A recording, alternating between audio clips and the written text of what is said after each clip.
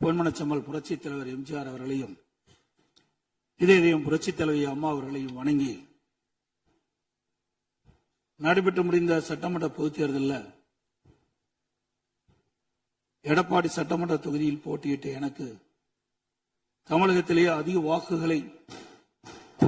வித்தியாசத்திலேயே வெற்றி பெற செய்த எடப்பாடி தொகுதி வாக்காளர் பெருமக்களுக்கு எனது நெஞ்ச நிறைந்த நன்றியினை அவர்கள் பாதங்களிலே சமர்ப்பித்து, மாண்புமிகு பேரவைத் தலைவர் அவர்களே, மாண்புமிகு முதலமைச்சர் தனி தீர்மானம் கொண்டு வந்திருக்கின்றார்கள். அதிலே அனைத்து இந்திய அண்ணா திராவிட முன்னேற்ற கழகத்தின் சார்பாக என்னுடைய கருத்துக்களை வர விரும்புகின்றேன். கர்நாடக அரசு மேகதாதுவின் குறுக்கே அணை கட்டுவது தொடர்பாக பல்வேறு காலகட்டங்களிலே அதை தடுத்து நிறுத்துவதற்கு அனைத்து இந்திய அண்ணா திராவிட முன்னேற்ற கழக அரசு பல்வேறு நடவடிக்கை எடுக்கப்பட்டது. கர்நாடக அரசு மேகதாது என்னும் இடத்தில் தன்னிச்சையாக காவிரி ஆற்றின் குறுக்கே அணை கட்ட முயற்சித்து தடுத்து நிறுத்தம் போட்டு மாண்புமிகு அம்மா அவர்கள் தமிழகத்துடைய முதலமைச்சராக இருந்த காலகட்டத்தில் 5/12/2014 அன்று தமிழ்நாடு சட்டப்பேரவையில் தீர்மானம் கொண்டாந்து நிறைவேற்றப்பட்டு மாண்பு உறுப்பினர்கள் அந்த விவாதத்திலே கலந்து கொண்டு பல்வேறு கருத்துக்களை அப்பொழுது தெரிவித்திருக்கின்றார்கள். அப்பொழுது கொண்டு வந்த தீர்மானத்தின் அடிப்படையில் மாண்புமிகு பாரத பிரதமர் அவர்களுக்கு மாண்புமிகு அம்மா அவர்கள் அனுப்பிய கடிதத்தை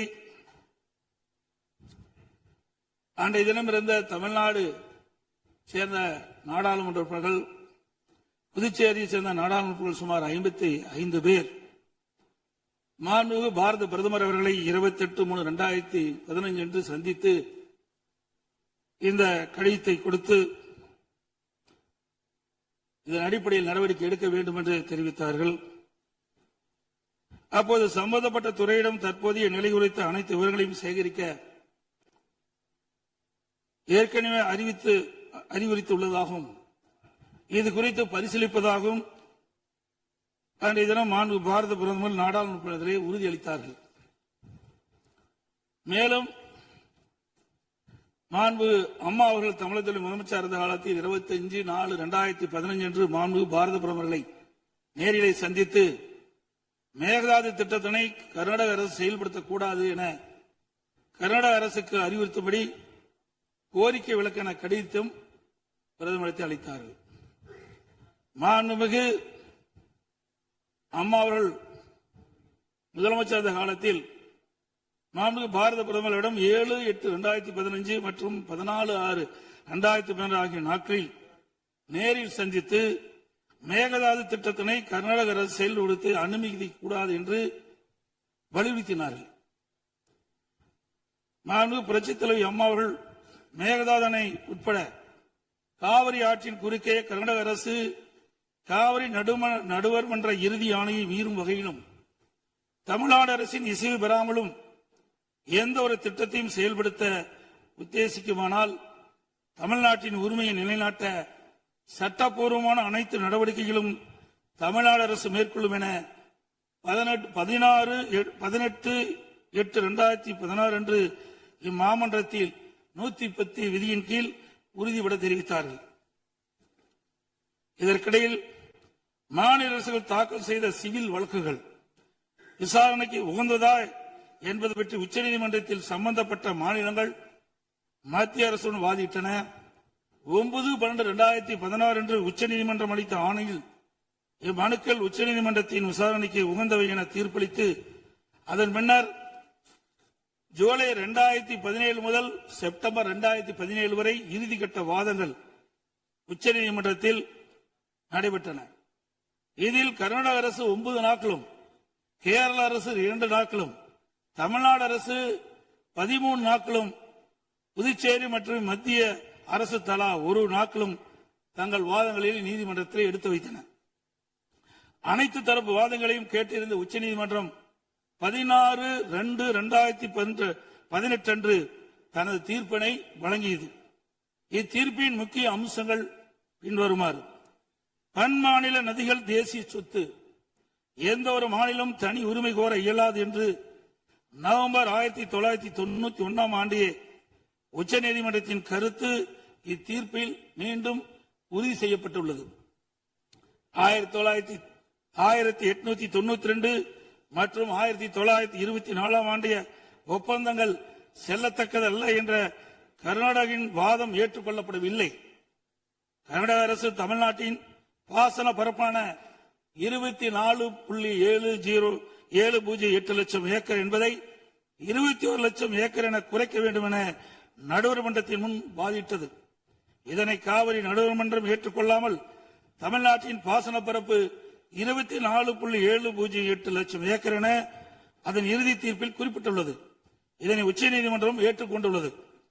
உச்சநீதிமன்றம் தற்போது பிறப்பித்த ஆணைக்கு பாதகம் ஏதும் இல்லாமல் காவிரி நடுவர் மன்ற இறுதி ஆணைப்படி மாதாந்திர அடிப்படையில் 15 ஆண்டுகளுக்கு தமிழ்நாட்டிற்கு நீர் வழங்கப்பட வேண்டும் என்பது உறுதிப்படுத்தப்பட்டுள்ளது.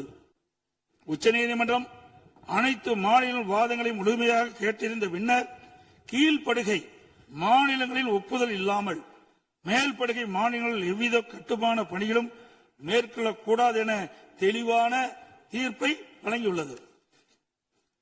மேகதாது திட்டத்தை செயல்படுத்தக்கூடாது என்ற நமது நிலைப்பாட்டை உச்சநீதிமன்ற தீர்ப்புக்கு முன்னரும் பின்னரும் 25/2/2017, 27/2/2017, 4/9/2018, 8/10/2018 மற்றும் 2/11/2018 ஆகிய நாட்களில் நான் முதலமைச்சர் இருந்த காலத்தில் மாண்பு பிரதமர் அவர்களுக்கு கடிதங்கள் மூலமாகவும் நேரடியாகவும் சந்தித்து அணை கட்டுவதற்கான அனுமதியை மத்திய அரசு வழங்கக்கூடாது என்பது தொடர்ந்து வலியுறுத்தி கேட்டுக் கொள்ளப்பட்டது. மேலும் 5/7/2017 மற்றும் 23/11/2017 ஆகிய நாட்களில் மத்திய நீர்வள ஆதாரத்துறை அமைச்சரையும் நேரிலே சந்தித்தும் கடிதங்கள் வாயிலாகவும் கர்நாடக அரசுக்கு மேகதாது அணை கட்ட எவ்வித அனுமதியும் மத்திய அரசு வழங்கக்கூடாது என வலியுறுத்தப்பட்டது. ஏற்கனவே உச்சநீதிமன்றம் பெங்களூரு நகரின் குடிநீர் தேவை உட்பட பிற பயன்பாட்டுக்காக 14.75 டிஎம்சி அடி நீரை கர்நாடக அரசுக்கு கூடுதலாக அளித்து உத்தரவிட்டுள்ளது. இந்நிலையில் மீண்டும் பெங்களூரின் குடிநீர் தேவைக்கென 67 டிஎம்சி அடி நீர் கொள்ளளவு கொண்ட மேகதாது அணையை கட்ட கர்நாடக அரசு முயற்சிப்பது தமிழ்நாட்டை பாலைவனமாக்கும் உள்நோக்கம் கொண்ட ஒரு செயலாகும். எனவே இவ்வணை கட்டப்பட்டால் தமிழ்நாடு மக்களின் வாழ்வாதாரமும் உரிமையும் கடுமையாக பாதிக்கப்படும். மேலும் நீர் பற்றாக்குறை ஏற்படும் ஆண்டுகளில் கடந்த காலங்களைப் போலவே காவிரி நீரை முழுமையாக தனது உபயோகத்திற்காக கர்நாடக பயன்படுத்தும் நிலை உருவாகும். இதை தவிர காவிரி படுகையில் மேற்படுகை மாநிலமான கர்நாடகா புதிய அணை கட்டுவதற்கான எந்த ஒரு அனுமதியும் மத்திய அரசு வழங்கக்கூடாது என்றும் உறுதிபட எடுத்துரைக்கப்பட்டது. மேலும் உச்சநீதிமன்ற ஆணைக்கு எதிராக கர்நாடக அரசின் மேகதாது திட்டத்திற்கான விரிவான திட்ட அறிக்கைக்கு அனுமதி வழங்கிய மத்திய நீர்வள குழுமத்தின் தலைவர், கர்நாடக நீர்வளத்துறை அமைச்சர் மற்றும் கர்நாடக உயர் அதிகாரிகள் மீது நீதிமன்றம் அமைப்பது வழக்கு கண்டெம்ட் ஆஃப் கோர்ட் எனது உத்தரவின் பேரில் 5/12/2012 உச்சநீதிமன்றத்தில் தாக்கல் செய்யப்பட்டது. மீண்டும் மேகதாதில் புதிய அணை கட்ட விரிவான திட்ட அறிக்கை தயாரிக்க மத்திய நீர்வள குழுமம் கர்நாடக அரசுக்கு அளித்துள்ள அனுமதியை திரும்ப கோரி மத்திய அரசை வலியுறுத்தி தமிழ்நாடு சட்டப்பேரவையில் 6/12/2012 அப்போது முதலமைச்சர் இருந்த நான் கொண்டு வந்த தனி தீர்மானத்தை ஒருமனதாக நிறைவேற்றப்பட்டது. அனைத்து இந்திய அண்ணா திராவிட முன்னேற்ற கழகத்தை பொறுத்தவரைக்கும் 1986 ஆண்டு மாண்புமிகு புரட்சித் தலைவர் எம்ஜிஆர் அவர்களால் துவக்கப்பட்ட சட்ட போராட்டத்தை தொடர்ந்து காவிரி நடுவர் மன்றம் அமைத்து அதை மத்திய அரசியல் வெளியிடச் செய்து நடுவர் மன்றத்தின் இறுதி ஆணையின்படி காவிரி மேலாண்மை வாரியம் மற்றும் காவிரி நீர் முறைப்படுத்தும் குழு ஆகியவற்றை அமைக்க உச்சநீதிமன்றத்தை நாடியது. எனது தலைமையிலான மாண்பு அம்மாவின் அரசு எடுத்த தொடர் நடவடிக்கையின் காரணமாக 16/2/2011 உச்சநீதிமன்றம் இறுதி தீர்ப்பை வழங்கியது. தொடர்ந்து 1/6/18 காவிரி மேலாண்மை ஆணையம் மற்றும் காவிரி நீர் முறைப்படுத்தும் குழு செயலாக்கத்தை மத்திய அரசு அறிவித்து அதனை மத்திய அரசிலும் வெளியிடப்பட்டது. இந்த ஆணையத்தின் பணிகளும் குழுவின் பணிகளும் முறையாக கீழ்கண்டவாறு வரையறுக்கப்பட்டுள்ளன. 1. காவிரி நதிநீரை தேக்குதல், பகிர்மானம் செய்தல், முறைப்படுத்தல் மற்றும் கட்டுப்படுத்துதல். 2 காவிரி நீர் முறைப்படுத்தும் குழுவின் துணையுடன் அணைகளின் செயல்பாட்டை மேற்பார்வையிடுதல் மற்றும் அவற்றிலிருந்து நீரை பாசனம் மற்றும் இதர தேவைகளுக்கு வழங்குவதை முறைப்படுத்துதல். 3 கர்நாடகம் தமிழ்நாடு எல்லையில் பில்லிக்குண்டுக்கு நீர் அளவை நிலையத்தில் கர்நாடக அரசு நீர் வழங்குவதை கண்காணிப்பது. இவற்றை தவிர வேறு பணிகள் எதுவும் மேற்கொள்ள இந்த ஆணையத்துக்கு. இந்நிலையில் 1/2/2024 அன்று ஆணையத்தின் வரையறுக்கப்பட்ட பணி வரம்புக்கு அப்பாற்பட்டு மேகதாது அணை கட்ட பற்றிய விவாதத்தை 28வது காவிரி மேலாண்மை ஆணைய கூட்டத்தில் அனுமதித்தது. அப்போதைய திமுக அரசு இதனை கடுமையாக எதிர்த்து வெளிநடப்பு செய்தது குறித்தும் ஆணையம் அதன் அதிகார வரம்பிற்கு சம்மதமில்லாத மேகதாது அணை கட்டுவது குறித்த கருத்தை மத்திய நீர்வள கமிஷன் பரிந்துரைத்துள்ளது குறித்து அப்போதைய திமுக அரசின் கவனத்திற்கு நான் கொண்டு வந்தேன். குறிப்பாக 14/2/2024 அன்று சட்டமன்றத்தில் நான் எங்களது ஆட்சி காலத்தில் கர்நாடக அரசு மேகதாது அணை கட்டுவது குறித்து விவாதிக்கும் அதிகாரம் ஆணையத்திற்கு இல்லை என்றும் 2018ஆம் ஆண்டு மேகதாது அணை குறித்து பிரச்சனை மத்திய நீர்வள கமிஷன் பார்வைக்கு சென்றபோது எனது அரசு 5/12/2018 அன்று மத்திய நீர்வள கமிஷன் என்ற இயக்குநர் மீது உச்சநீதிமன்றத்தில் நீதிமன்ற அவமதிப்பு வழக்கை தொடர்ந்து என்றும் இன்னும் அவ்வழக்கு நிலுவையில் உள்ளது என்றும் திமுக அரசு தொடர்ந்து நடத்திட வலியுறுத்தியதோடு தமிழக நலன் பாதுகாக்கப்பட வேண்டும் என்பதையும் உறுதி செய்யும் வலியுறுத்தப்பட்டது. இந்த நிலையில நாம் ஏற்கனவே உச்சநீதிமன்றம் அளித்த தீர்ப்பு நமக்கு ஒவ்வொரு ஆண்டும் கர்நாடக அணையிலிருந்து 177.25 டிஎம்சி தண்ணீர் திறக்கப்பட வேண்டும். ஆனால் அவர்கள் முறையாக திறக்கப்படுவதே இல்லை. ஒவ்வொரு மாதம் நாம் போராடிதான் கர்நாடக அணையிலிருந்து தமிழ்நாட்டிற்கு தண்ணீரை பெற்று வந்து கொண்டிருக்கணும் என்பதையும் நேரத்தில் சுட்டிக்காட்ட விரும்புகின்றேன். இந்த நிலையில 2024ஆம் ஆண்டு கர்நாடகாவில் மாண்புமிகு முதலமைச்சர் சீதாராமையா முதலமைச்சர் பதவி வைத்த போது துணை முதலமைச்சராக நீர்ப்பாசனத்துறை பொறுப்பு வைத்த மாண்புமிகு துணை முதலமைச்சர் சிவகுமார் அவர்கள் 16/2/24 கர்நாடக பட்ஜெட்டில் காவிரி ஆற்றின் குறுக்கே மேகதாது அணை கட்ட பல ஆயிரம் கோடி ரூபாயை ஒதுக்கியுள்ளதாகவும் அறிவித்தார். அனைத்து இந்திய அண்ணா திமுக சார்பில் இதை அப்பொழுதே கடுமையாக எதிர்ப்பதுடன் அப்போதைய திமுக அரசு உடனடியாக சட்ட நடவடிக்கை எடுக்க வேண்டும் என்றும் வலியுறுத்தப்பட்டது.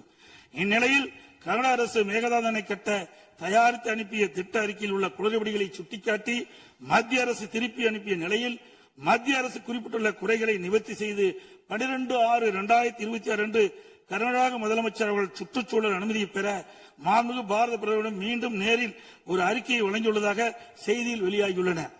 இரு மாநிலங்களுக்கிடையே உள்ள நல்லுறவை சீர்குலைக்கும் விதமாக தற்போதைய கர்நாடக அரசு மேகதாதுவில் காவிரியின் குறுக்கே அணை கட்ட முழு மூச்சில் முயற்சிப்பது கண்டிக்கத்தக்கது. நீண்ட நெடுங்கால சட்ட போராட்டத்திற்கு பின்னர் நிலைநிறுத்தப்பட்ட தமிழ்நாட்டு மக்களின் அடிப்படை உரிமைகளையும் டெல்டா விவசாயிகளின் வாழ்வாதாரத்தையும் 20 மாவட்டத்துக்கு மேலாக குடிநீர் ஆதாரமாக விளங்கும் காவிரி ஆற்றில் நமக்குள்ள உரிமையை பேணி காக்க வேண்டியது நாம் எல்லோரின் கடமையாகும்.